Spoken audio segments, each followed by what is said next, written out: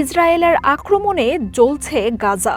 বিমান হামলার পর মঙ্গলবার থেকে গাজা সিটি দখলে বিতর্কিত স্থল অভিযান শুরু করেছে ইসরায়েলি বাহিনী। নির্বিচার গণহত্যায় একদিনেই অঞ্চলটিতে প্রাণ গেছে ৯১ ফিলিস্তিনির। আইডিএফ জানায়, হামাসকে ধ্বংস করতে গাজায় সামরিক অভিযান শুরু হয়েছে।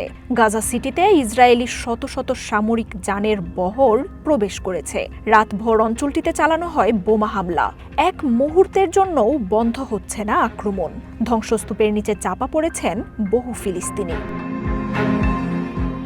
ভয়াবহতা এতটাই বেশি যে ৭০ কিলোমিটার দূরে থাকা ইসরায়েল থেকেও বোমা আর ধ্বংসের শব্দ পাওয়া যাচ্ছে। গাজা সিটিকে কমব্যাট জোন বানিয়ে বাসিন্দাদের অঞ্চলটি ত্যাগের নির্দেশ দিয়েছে ইসরায়েলি বাহিনী। ইসরায়েলের অব্যাহত হামলায় গাজায় অবর্ণনীয় মানবিক সংকট দেখা দিয়েছে। ক্রমাগত হামলার মধ্যেই শহর ছাড়ছেন বাসিন্দারা। তবে যুদ্ধবিধ্বস্ত গাজায় কোনো নিরাপদ আশ্রয়ের সন্ধান পাচ্ছেন না তারা। গাজা সিটিতে এমন হামলায় তুমুল বিক্ষোভ শুরু হয়েছে ইসরায়েলেও। সামরিক বাহিনীর হামলায় হামাসের হাতে থাকা জিম্মিরা ঝুঁকিতে।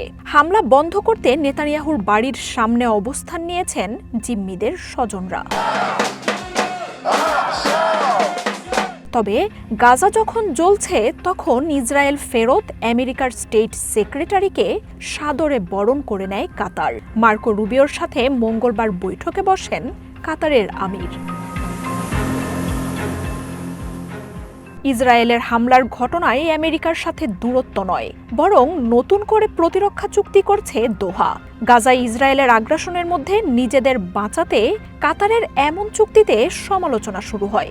এমনকি আরব দেশগুলোর জরুরি সম্মেলনেও নেতানিয়াহুর বিরুদ্ধে কোনো ব্যবস্থা নিতে ব্যর্থ হওয়ায় মুসলিম দেশগুলোতে দেখা দেয় ক্ষোভ। পরে আমেরিকার সাথে চুক্তি নিয়ে সাফাই দেয় দোহা। জানায়, চুক্তির আলোচনা চলছিল আগে থেকেই। ইসরায়েলের হামলার পর আমেরিকার সাথে এই চুক্তি জরুরি হয়ে পড়ে। তবে এটা নতুন নয়। গেল সপ্তাহের মিসাইল আক্রমণ, প্রতিরক্ষা এবং কৌশলগত এই চুক্তির প্রক্রিয়া ত্বরান্বিত করেছে। তবে এতে মার্কো রুবিওর সফর ঘিরে সমালোচনা বন্ধ হচ্ছে না।